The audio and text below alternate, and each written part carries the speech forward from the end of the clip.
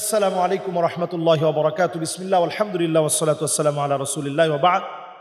মসজিদের ভিতরে কোরআন তেলাওয়াত করতে করতে যুবকের মৃত্যু, তাহলে কি আমরা ধরে নিব যে যুবকটি জান্নাতি? অত্যন্ত গুরুত্বপূর্ণ প্রশ্ন। আমরা অনেক সময় এরকম যুবকদেরকে দেখি যে সেজদা অবনত অবস্থায় দুনিয়া থেকে চলে গেছে। বিভিন্ন বয়সে মানুষকে দেখি, ইউটিউবে জাতীয় ভিডিও আছে, সিসিটিভি ফুটেজ থেকে নেওয়া। সেজদায় গিয়েছেন আর উঠেনি, অথবা কোরআন তেলাওয়াত করছেন আর উঠেনি, জিকির আজকার করছেন আর উঠেনি, নামাজের জন্য দাঁড়িয়েছেন, ওই অবস্থায় মৃত্যু হয়েছে। এই আলামতগুলো কি জান্নাতি হওয়ার আলামত? হাদিসের মধ্যে আসছে, নবী করিম সাল্লাল্লাহু আলাইহি ওয়াসাল্লামকে সাহাবায়ে কেরাম প্রশ্ন করেছেন, ইয়া রাসূলুল্লাহ, কিভাবে আমরা বুঝবো যে লোকটা ভালো, আল্লাহ তাকে ভালোবেসে ফেলছেন, ভালোবাসার উপরে তার মৃত্যু হয়েছে, আল্লাহর ভালোবাসার উপরে মৃত্যু হয়েছে, কেমনে বুঝবো?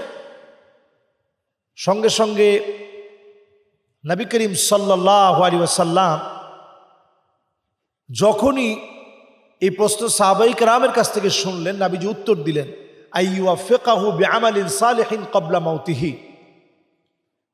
মৃত্যুর আগে যদি আল্লাহ তাআলা কোনো না কোনো একটা ভালো কাজ করার সুযোগ দেয়, তাহলে তুমি বুঝে নিবে যে আল্লাহ তাআলা তাকে ভালোবেসে ফেলেছে। সুবহানাল্লাহ বিহামদিহি। এই জন্য আমরা এমন যুবকদেরকে দেখি যারা সেজদা অবস্থায় দুনিয়া থেকে চলে গেছে, এমন যুবকদেরকে দেখি যারা কোরআন তেলাওয়াত অবস্থায় দুনিয়া থেকে চলে গেছে, এমন অনেক নামাজিকে পাই নামাজের জন্য দাঁড়িয়েছে, আল্লাহু আকবার, ওই অবস্থায় দুনিয়া থেকে চলে গেছে। এগুলো ভালো মৃত্যুর আলামত, এবং আল্লাহ রাব্বুল আলামিন যে তাকে পছন্দ করেন সে আলামত। এবং নবীজি সাল্লাল্লাহু আলাইহি সাল্লাম কিছু উম্মতের ব্যাপারে আল্লাহর নবী সাল্লাল্লাহু আলাইহি সাল্লাম তিনি সুপারিশ করবেন। আল্লাহর নবী বলবেন, আনা শাহিদুন লাহু। কিছু উম্মতের ব্যাপারে নবীজি নিজে সাক্ষী দিবেন, আনা শাহিদুন লাহু, আমি নবী সাক্ষী দিচ্ছি যে এটা আমার রিয়েল উম্মত, সত্যিকারের উম্মত। এজন্য আমরা মন থেকে আমাদের শেষ যেন আল্লাহ তাআলা ভালোর উপরে যেন দেন, আমাদের শেষ মৃত্যুটা যেন আল্লাহ তাআলা হাসতে হাসতে দেন, ইমানের পথে দেন।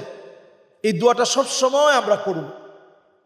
আমরা অনেকে শহীদ হতে খুব ভয় পাই, কিন্তু আপনি যদি আল্লাহর কাছে দোয়া করেন যে আল্লাহ আপনি শহীদি মৌত দিন, আপনি হয়তো বিছানায় শুয়ে মারা গিয়েছেন, জ্বরের ঘোরে আপনি মারা গিয়েছেন। হাদিসের মধ্যে আসছে, বাল্লাগাহুল্লাহু মানাজিলাশ শুহাদা ওয়া ইন মাতা আলা ফিরাশিহি। বিছানায় শুয়েও যদি লোকটা মারা যায়, আল্লাহ তাআলা তাকে শহীদের মর্যাদা দান করে দিবে। সুবহানাল্লাহ। এজন্য যারা আমরা আল্লাহর কাছে সব সময় আল্লাহুম্মা রযুকনি, আল্লাহ আপনি আমাকে দান করেন, কি দান করবেন? আল্লাহ আপনি আমাকে শহীদি মৌত দান করেন, আল্লাহ আপনি আমাকে শহীদি মৃত্যু দান করেন। এমন মৃত্যু দেন যে মৃত্যুর পরে আল্লাহ আপনি খুশি হবেন, এমন মৌত আল্লাহ আপনি আমাকে দেন। যদি আল্লাহর কাছে এরকম প্রত্যাশা করতে পারেন, তাহলে আল্লাহ তাআলা যেই হালতে আপনাকে নিবেন, বিছানায় শুয়ে মারা গেলেও আল্লাহ তাআলা শহীদি মৃত্যু দান করবেন। এজন্য আমরা প্রতিনিয়ত নিজেকে ভালো কাজের উপরে দেখার চেষ্টা করব। আমাদের ঘুমের আগের সময়টা যেন ভালো কাজের মধ্য দিয়ে হয়। আমি গাড়িতে উঠছি, রাগারাগি করে না, আমি সুন্দর হাস্যোজ্জ্বল চেহারা নিয়ে উঠব। আমার শেষ উঠা হতে পারে আজকের গাড়িতে উঠা। স্ত্রীর কাছ থেকে গড়ে আলাপ আলোচনা করে বিদায় নিচ্ছি, তখন রাগারাগি না, হাসি মুখে বিদায় নেওয়ার চেষ্টা করি। সন্তানদেরকে আদর দিয়ে ঘর থেকে বের হই, তাহলে দেখবেন আপনার আখের শেষ কাজটা অত্যন্ত সুন্দর হয়েছে।